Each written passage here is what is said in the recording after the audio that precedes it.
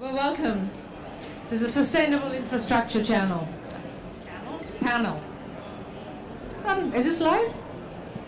Ah, okay, thank you. And thank you, Kevin. My name is Porie, and I'm really honored and excited to moderate this panel today. Most of you probably know, most of the panelists here, they're some of the best. And to hear about sustainable infrastructure of the future, whether for the New York City or anywhere else, you couldn't get much better than these guys sitting here. You've seen their bios already. So, extreme left, Hillary Brown, professor, Dan Zarrilli. I'll introduce them later with a little more extension, but Chris Ward and Kazuo Kobayashi. I'm going to give them most of the time so they can talk to you about what they do. And we will come back at the end with just a final thought from them. So it isn't going to be a back and forth questioning, answering. It's going to be them telling you their expert information, experience, advice, and what they do going forward. So first we're going to have Hillary Brown, who's currently a professor at City College of New York at the Master's Program of Sustainability in the Urban Environment and City College. She's not only the author of 2 books, Sustainable Infrastructure, Next Generation Infrastructure, and Ecology, Sustainable Ecology. She had a former life in the public sector. In fact, she was the Director of Design at New York City Design and Construction, Department of Design and Construction, who actually authored, or was the head whose team effort, authored the first sustainable design guidelines for New York City. And then she went on to do the USGBC toolkit. And now she's in academia, teaching our next generation what to do and how to do what they do best. Hillary? Great, thank you so very much, Porie. I'm really excited to be here. I want to challenge even the smartest of the emerging smart cities to think about a couple of opportune directions to take in next generation infrastructure. I'm going to argue that in hindsight, we have not been very smart from today's perspective. We've been a bit blinkered in how we plan, fund, design, and operate our infrastructure as separate silos, as if each was unrelated to the other, unrelated to natural systems and to the public. So I think that, beyond smart practices and smart technology, we have a lot of know-how. I'm suggesting we need to innovate a bit more disruptively, so that's what I'm going to talk about. 2 frameworks for next generation infrastructure. So instead of the industrial model of more segregation, I think that human engineered systems can be designed to be more coupled or interacted for mutual benefit, and along the lines of nature's ecosystems that share water, energy, nutrients. They share in exchange mode. And I think I'm going to share a handful of short case studies that talk about these kind of more multi-purpose, interconnected, and more importantly, symbiotic or synergistic infrastructure. So, starting with a couple of very simple conjunctions of 2 systems, energy and water. Let's take a reservoir on top of which you'll find floating photovoltaic panels. This has a sort of reciprocal effect. What happens is the water will keep the panels cooler, which extends their life, and at the same time, the panels will shade the water and reduce evaporation. So this is something that's being done in Japan and India, and actually across the river, the Hudson, in Milburn, New Jersey. Perhaps another good example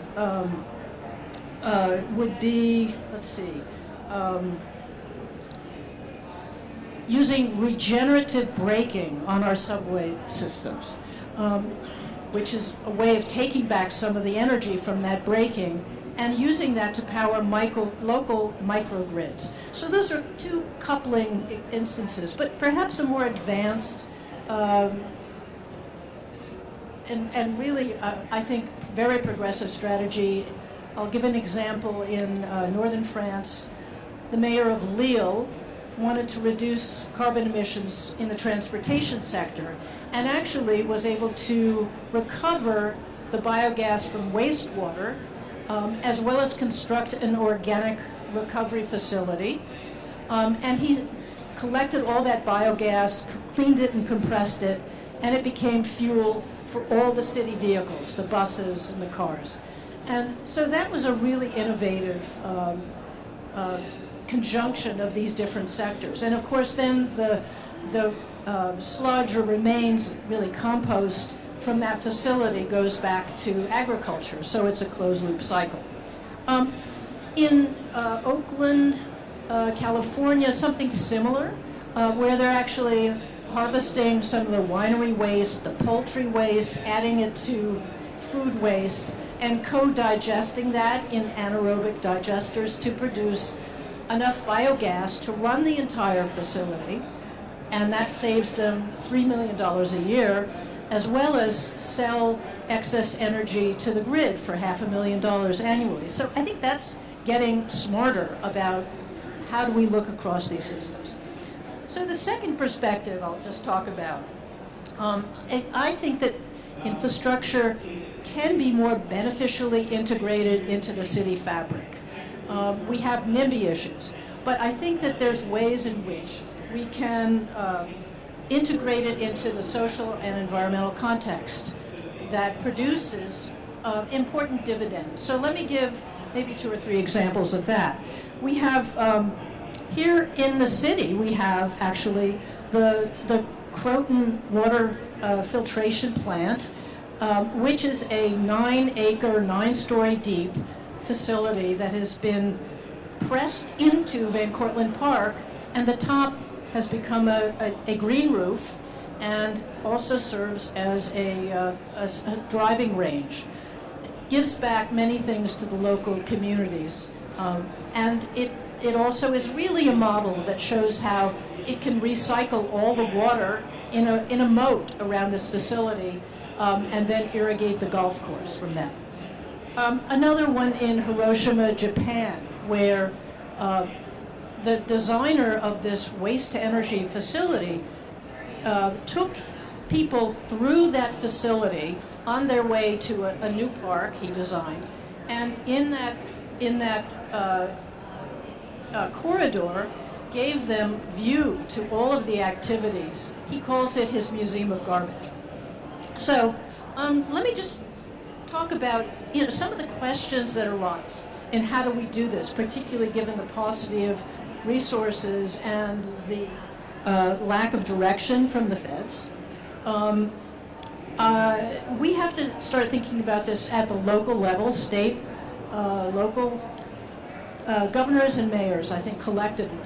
And I think mayors can actually help broker the stakeholders, the various departments, and charge them with actually bringing some of their funding together in order to accomplish these cross-sector projects. We have California's Infrastructure Bank is one entity that funds projects of this nature, blended funding, and it actually contracts or awards projects to those programs that really meet some of these criteria in terms of integrative thinking. So we have smart procurement, and then lastly, I guess what I'd say is we often have very self-organized teams of professionals, architects, landscape architects, engineers.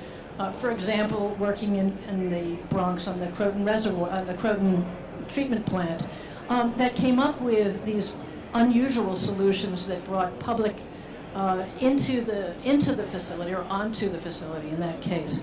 And I think that they have a more blended idea of working together and thinking much more outside the box.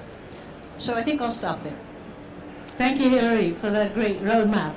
Our next speaker is Mr. Dan Zarrilli, Senior Director in Climate Policy and Program and Chief Resilient Officer at New York City Office of the Mayor. Dan, Mr. Zarrilli, Dan. The New York City committed to reducing greenhouse gas emissions 80% by 2050, and compared to the 2005 levels. And in June 2017, Mayor de Blasio signed the Executive Order 26 committing to the city to the Paris Agreement. Could you please tell us, to continue this and advance on the path of remaining a smart city for the future, how New York City is preparing and what policies they are implementing and what are the mandates and regulations? Great. Thank you, Porie, and thanks everyone for being here. Welcome to New York if you're not from New York City. We're thrilled to have you here for the second Smart Cities Conference. I want to echo one thing that the mayor, a point the mayor just made in the main room a few minutes ago about smart cities and the fact that this logo, powered by people, the things that we're talking about, we're hearing a lot about, you're going to hear a lot about tech and solutions and sort of the technocratic response to the challenges we face of urban life.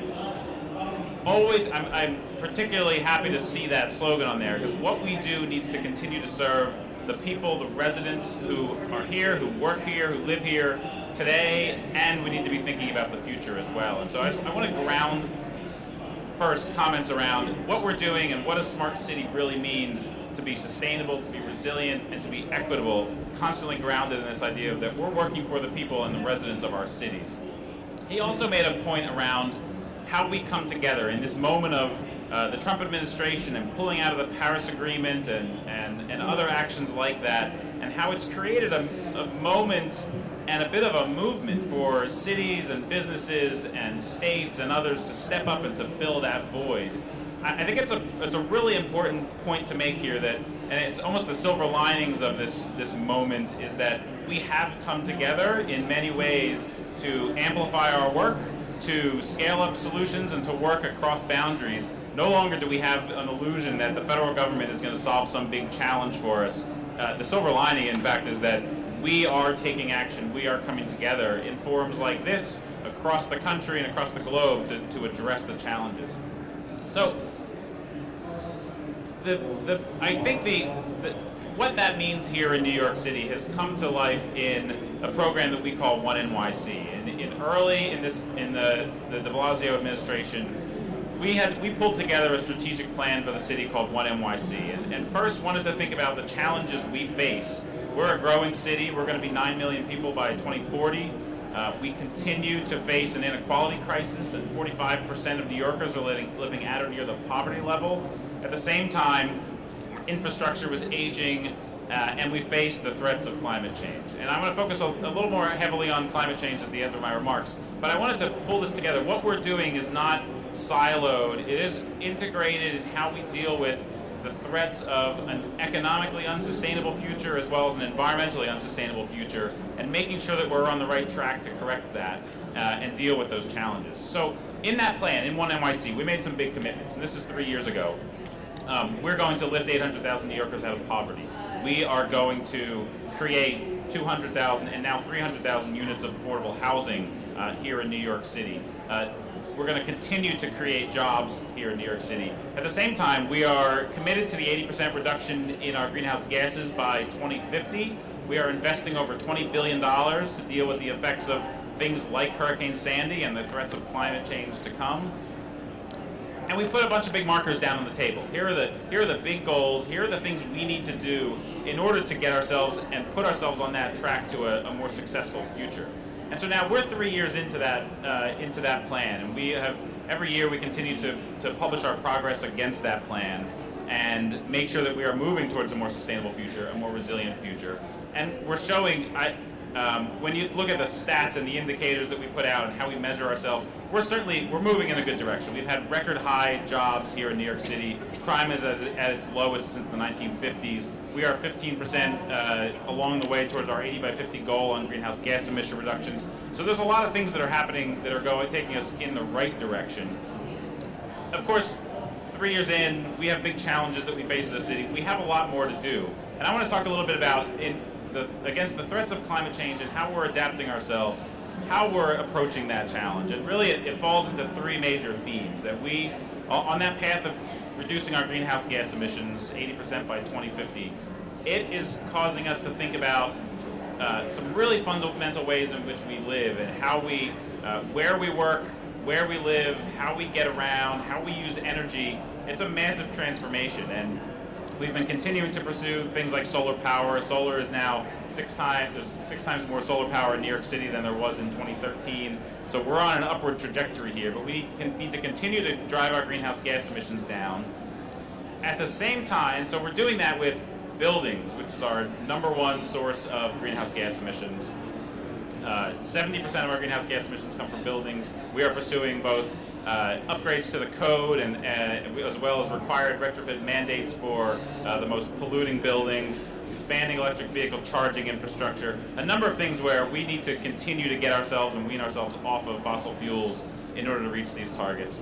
At the same time, we have locked in so much change in our atmosphere and so much risk in our atmosphere from burning fossil fuels that we know that sea levels are going to rise as high as 2.5 feet by the 2050s, as high as 6 feet by 2100.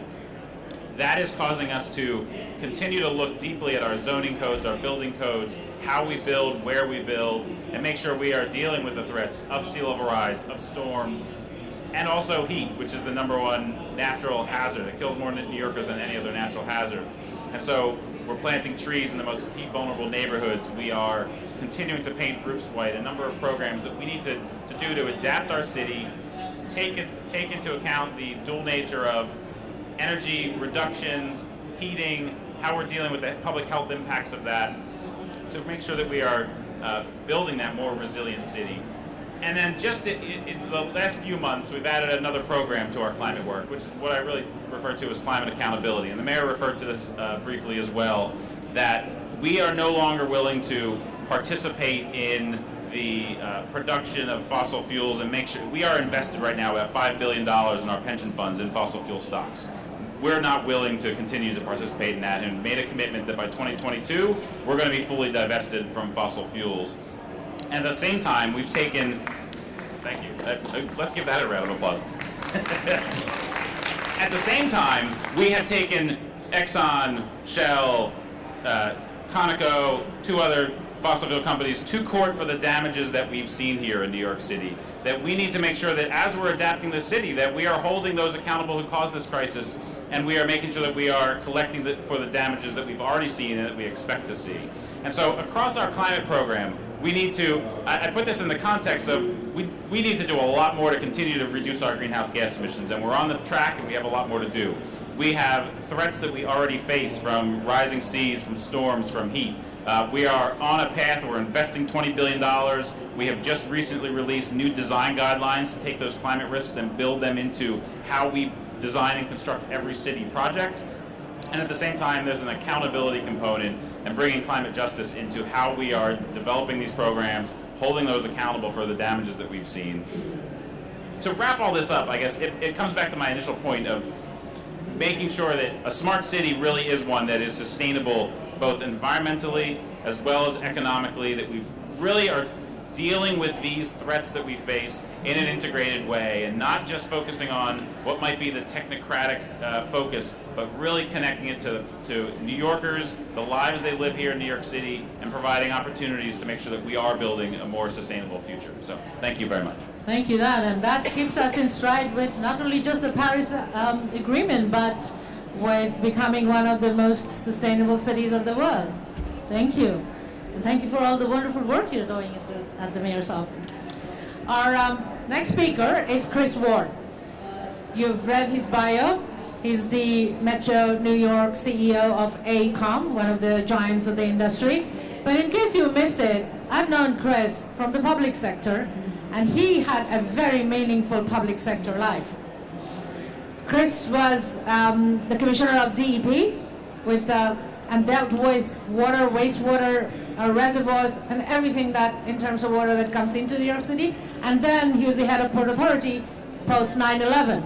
So talk about sustainability, he's been there and done that. And now what I want to ask you, Chris, is that what you sat in the government doing, making policies, making mandates, identifying issues, how do they actually translate when you're in the private sector, when you're actually implementing these work for governments, not just New York City government, but many governments. So would you give us some sort of a correlation of how, what you did before actually works out, you're doing it from the other end at this time?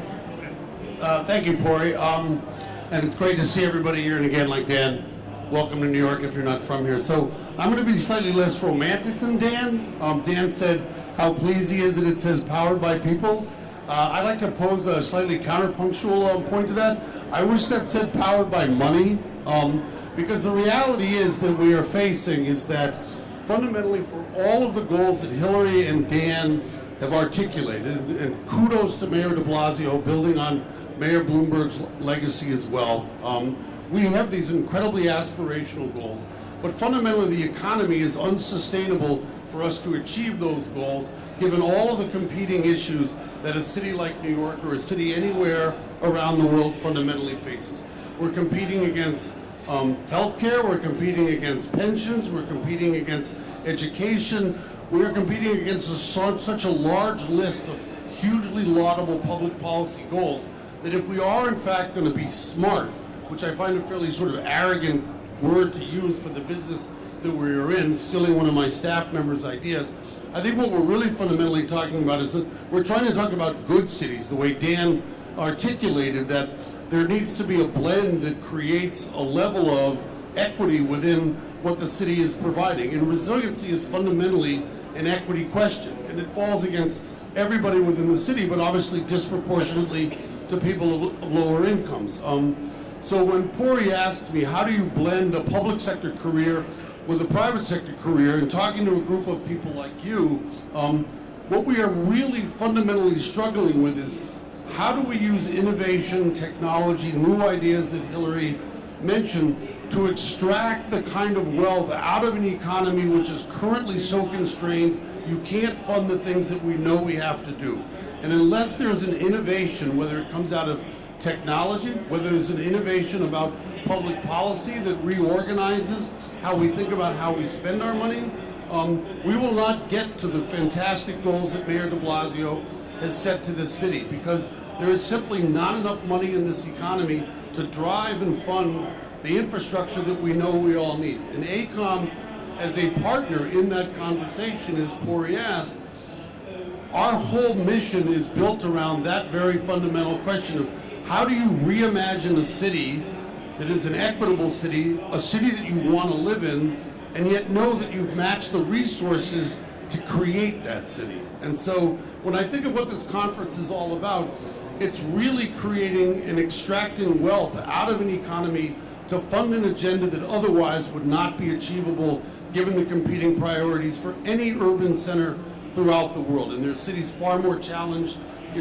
South Africa and what's going on with their water supplies, a huge glaring almost first world example, and then go through all of the challenges in the third world. But even here in the wealthiest city of the world, there is not enough sufficient resources to build the kind of infrastructure that we know we need. And so the marrying of what the private sector does, smart, innovative technology, in and of itself is not the goal or not the end. What it is fundamentally is creating a new economy, a new wealth profile, which can fund the infrastructure we otherwise wouldn't be able to. And I think of, the work that Mayor de Blasio is doing in Lower Manhattan after, Superstorm Sandy took, I don't know the exact number, Dan, but took almost $1 trillion out of the New York City economy. And if you think about what we would then spend our money on to avoid that wealth extraction for something so inefficient, that's the world that we are all competing and struggling in to create a better world. And so I'd urge people to think a little bit more than simply we're smart, we're being technologically innovative. What we're really doing is trying to create a new economy within an urban sphere which otherwise would not be able to fund the very things that are going to create a city that we want to live in, that has clean air, that has clean water, that has mobility without the ramifications of, the emissions, that we have housing that works given the climate change. All of that, to me, powered by people, is fundamentally answered by how we create a new economy that is built on smart technology, but is fundamentally grounded in the notion of what is a good city. And I will leave this as a mission for how AECOM thinks about it, that in some respects, a successful city in the future will be judged by how well we take care of our least well-off person within that city. And if that is our metrics for what resiliency is, I think we can get there. Thank you. Thank you. Thank you, Chris, for summing that up so wonderfully. And equity innovation, it's a big part of it. Thank you. Our final speaker is Mr. Kazuo Kobayashi. Did I say that right? Yes. Mr. Kobayashi works for Shimizu Corporation of Japan, and he rotates his offices between Dubai, Jakarta, New York, Tokyo, and I believe started with Africa recently. Mr. Kobayashi, the values your company promotes, and it was very interesting when I read that. They are symbiosis with society, not unlike your speakers before you said, contribution to the global environment, and corporate social responsibility, which very much align with the sustainable world. So you've worked worldwide with different countries, different government, different organizations, and you've done some pretty huge projects. How do you, can you tell us, how do you actually, through your work, your design and construction work, that you are able to influence governments and sort of instill upon them new ways of thinking towards a sustainable world? Thank you very much, Porie. It's great to be back in New York City after 17 years of near misses. I returned to Japan from New York City 1 month before the 9/11 attacks, so I really missed the big occasion. I'm looking forward to looking through it this weekend. My name is Kazuo Kobayashi, as was introduced. I'm an architect working for Shimizu Corporation.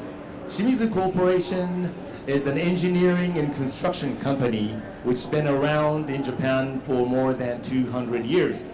Of course, the original founder was a master carpenter who built shrines, temples, and all the Western influence, new buildings and things like that in Tokyo.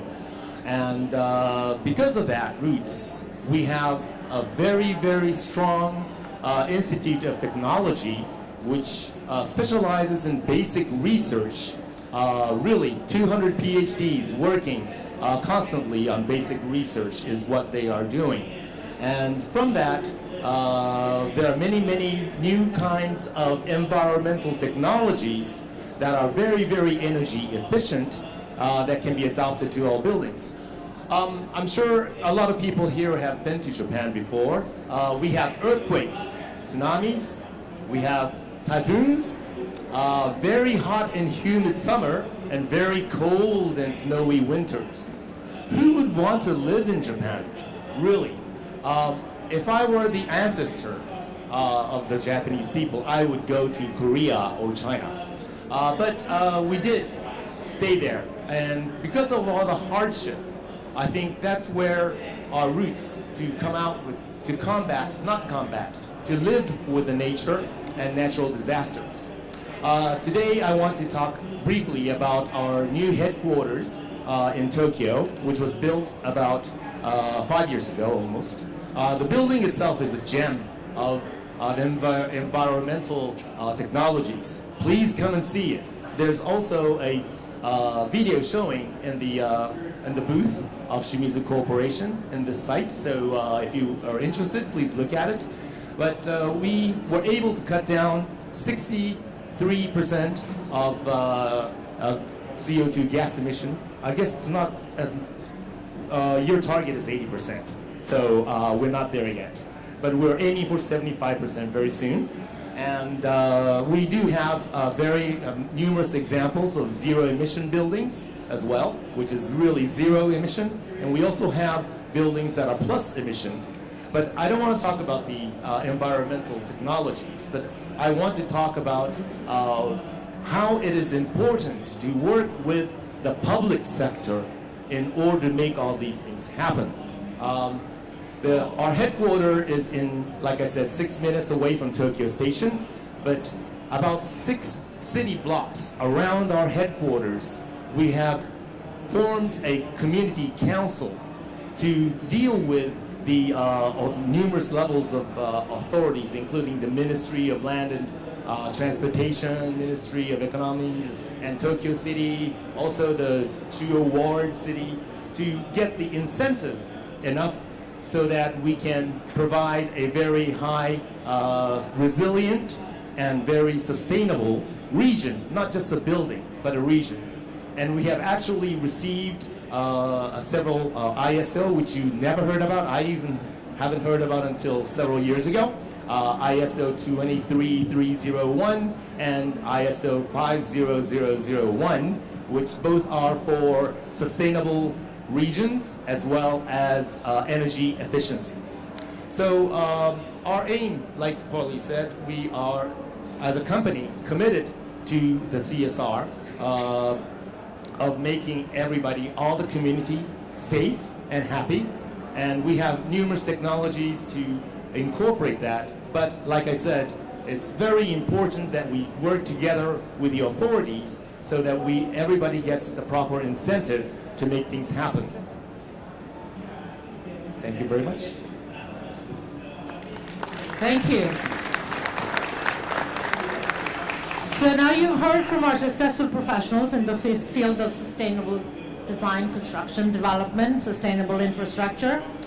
They're educating the future generations. They're making policies for sustainable cities. They are bringing their experience and expertise to governments to help them make new policies. And they're identifying with development of social and economic infrastructure of cities, societies, and communities as a whole. So Hillary talked to us about what she's doing today, about her next generation infrastructure, about identifying with inclusiveness of public into development of what generally is considered government's work. We have Dan, you heard Dan talk about the various steps and strategies that New York City and this administration is taking to make New York City a more sustainable and not just resilient, but sustainable and, more importantly, if I got that right, regenerative, doing, continuing to create the city the most magical city for people to live in. I mean, I came to this city almost 35 years ago for 1 year. I never left, and I don't think I'm leaving. So thank you for making cities like this, for people like me. And then you heard from Chris, whose commitment, he takes it from the public sector to the private sector. He takes it from the governance of greatest city in North America and in the world to one of the largest companies in the world. And he's doing the same thing both ways, which is really, really admirable. Thank you, Chris, for that. And finally, Mr. Kobayashi's company, his company's motto is today's work is tomorrow's heritage. Yes. And so I had asked him earlier, is that we are very much into preserving our heritage, especially I'm an architect, quite a few here are architects, and we talk about preservation, but we also have to talk about what is it that we are leaving for our future generations to preserve that we are doing today. And you've heard most of that from our amazing panelists today. What I want to leave you with a final thought from each of our panelists. So I would ask each of them to leave you with what they would like you to go out of here thinking, not just today, but going forward. Hillary. I think I'll quote a political scientist who hopefully many of you have read, Benjamin Barber, whose two books, one is If Mayors Ruled the World, the second one is Cool Cities, which you should definitely read. He talked about the devolution revolution, which in effect is that leadership is becoming very successful locally in addressing both sustainability and resiliency challenges. And I think we should be heartened by that. At the same time, I think we need those leaders to think smartly and to begin to integrate their departments and understand the urban metabolism, if you will, all of the different services that the city consumes, its resources, and look at ways which we can close loops among them. So that's kind of my closing statement. It's the good news, and I think that we do have leadership where we need it. So I would just encourage them to be more holistic in their approaches. Dan? Let me leave you with two challenges. One is that as a city official, there's no shortage of people who want to tell me what we're doing wrong. And I want to encourage people to continue to do that, to raise your voices, to let it be known in whatever political boundary you live in. And if you live in New York City, certainly you can come in through us. But tell us what we're doing right, but tell us what we're doing wrong. And we need to hear it, and we need to continue to evolve what we're doing in order to make sure that we are being responsible to the needs of our residents. The second challenge is really in your own lives and in your own work, to connect what you're doing. And we all do lots of different things, and sometimes we can get focused on the narrow, to think about how what you're doing is connected to the twin challenges of inequality and climate change, to find even deeper meaning into what we all do every day to address these massive challenges that we face as cities, as urban regions, looking into the future. So, two challenges, have at it. Good luck, thanks. Chris? All right, so I'm sort of torn between two different ideas. The one is you practitioners, which is sort of repeating some what Dan said, which is each one of you, the million voices which make up a city at a particular time, each one of you has an innovative idea which creates the wealth that I was talking about earlier. That your idea is additive to an economy that creates sustainability and creates equity. And the partnerships and the thought leadership that combines must be the wave that brings the local leadership that Hillary talks about to a point of capacity. And I think so much about having been at DEP and then being at the Port Authority about that capacity, because it's not for, in some respects, a lack of where we want to go and what we would like to see the world shape like in terms of New York City. It's the capacity and the tools to get there. And so, like Dan, partnerships of ideas that create wealth are fundamental for urban vitality. And each one of your innovative ideas is to do that, is to find a better, smarter, easier, more practical, cheaper way to do something that a city otherwise would do or would otherwise have to do in the future that it couldn't afford to end up doing. And that's one. But I still want to come back to there must be an ethos underlying the word smart city. There must be a fundamental sense of ethos that binds all of these ideas together, or they will remain fundamentally siloed. They will remain unconnected to the body politic.